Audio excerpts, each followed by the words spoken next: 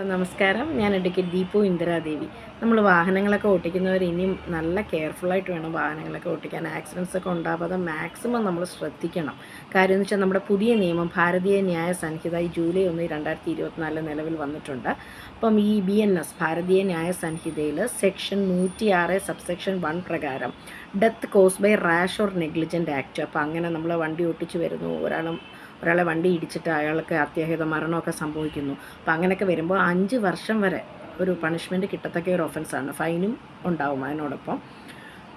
അതുപോലെ section BNS section 106 subsection 2 പ്രകാരം ഇതണക്കൊരു ആക്സിഡൻ്റൊക്കെ സംഭവിച്ചതിന് ശേഷം ഡ്രൈവേഴ്സൊക്കെ ചിലപ്പോൾ അവിടെ നിന്ന് സ്പോട്ടിൽ നിന്ന് പെട്ടെന്ന് പേടിച്ചിട്ട് ആൾക്കൂട്ടത്തേക്ക് ഭയന്നിട്ട് പെട്ടെന്ന് ഓടി കളയാറുണ്ട്.